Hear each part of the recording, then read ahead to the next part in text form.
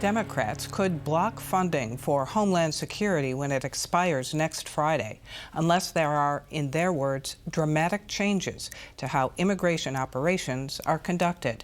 This comes in the aftermath of the deaths of two protesters in the midst of the enforcement surge in Minneapolis. In Wisconsin, all 6 Republican members of Congress voted this week for the stopgap 2-week spending plan.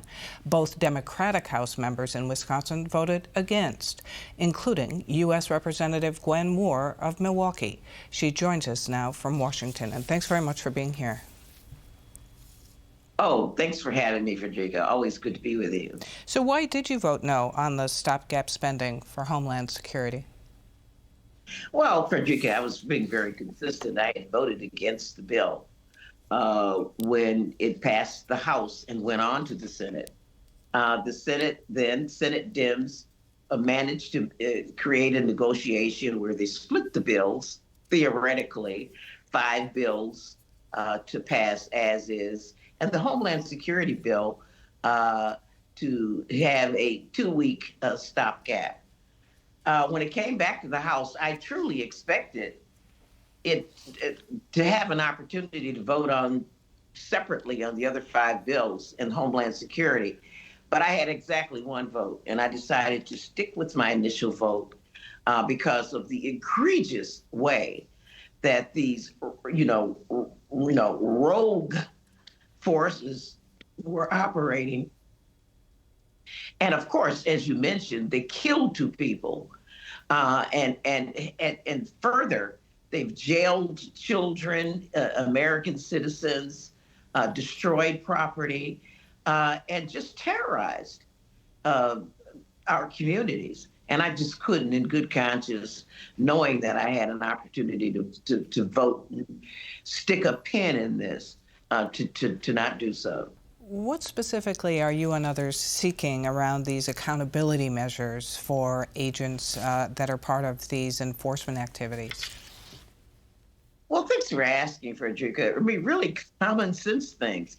Anything that any American would expect and how they would want to be treated as a citizen or not. First of all, targeted enforcement. Have probable cause to stop someone, not stop someone because they are speaking Spanish or because they look like a Somali or they look brown, or God forbid that they be a protester that's exerting their First Amendment rights and they get arrested for that. Have a probable cause. We want them to have no masks. I mean, this is horrifying. Frederica, would any of us tolerate masked people, not in uniform, but just dark clothes and hoodies, to come up and kidnap us? Require some identification. What's wrong with a badge and a badge number?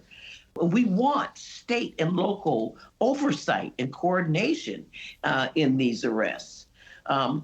Police in Wisconsin have the right to prosecute ICE officers if they are using unreasonable force. We want body cameras being used to record what's happening, not to track people, but to record what's happening. And certainly no paramilitary police. We want people trained as in regular law enforcement duties and standards. And we want them to have a judicial warrant in order to be able to arrest them. Not an administrative warrant, not something that, Kim Bondi has drawn up, but a warrant signed by a judge.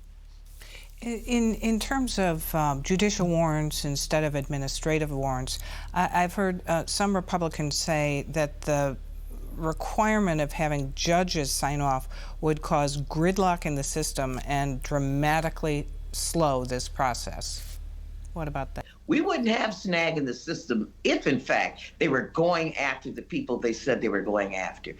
God bless every ICE agent that finds a rapist and murderers and folks like that who have breached our borders. But to just round people up and to have a quota so that if they see you and I together, they decide to round us up so they can get their quota that day. None of that. They are creating the gridlock with these aggressive paramilitary activities. What are your expectations for quick agreement around these measures that you call for? These are not extraordinary things. I mean, these are common sense things. I mean, some of the worst criminals in the history of this country have not been confronted by agents with masks on and hoodies.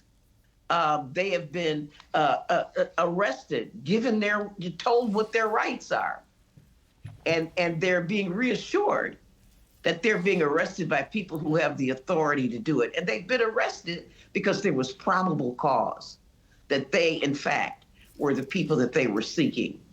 Not just some, and they were not 5-year-old kids being scooped up in order to manipulate their parents into presenting themselves to be arrested. This is common. This is, how hard could it be to come to some agreement around common sense, a common sense agenda? Just regular order. How about regular policing? That's what we're asking for. I wanted to get your take on the president calling to federalize elections. Do you think Wisconsin and especially Milwaukee could be a target of that? Well, let me say the Constitution, which the president seems to readily and often and frequently ignore, says that states shall run the elections. So this is yet another unconstitutional thing that President Trump and his sycophants want to do. I am so happy that Fulton County, Georgia is suing the president over the seizure, the FBI seizure of their records. And I'm sad to think that the Justice Department that they are appealing to are a bunch of, Trump cronies. But at some point, I hope that the Supreme Court will uphold the 10th Amendment, the Supremacy Clause, which Republicans have often relied upon for their segregational purposes. But the 10th Amendment clearly talks about a couple of things, like our right, for example, to have authority, arresting powers and authorities in our jurisdictions, as well as securing our voting operations. On another note, you've also been calling for the Wisconsin Supreme Court to act on congressional redistricting, but resolution isn't at all likely ahead of the midterms, is it? Oh, absolutely. I am calling on the jurists to look at this before our midterm elections with all haste, as we see the president trying to steal the 2026 election. Here we are in a state that's 50-50 Democrat Republican. Everybody knows that this is the purplest of the purple states.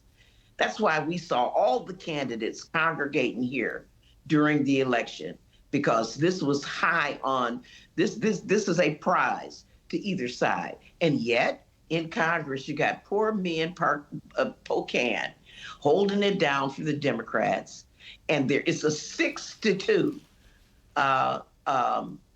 majority for Republicans.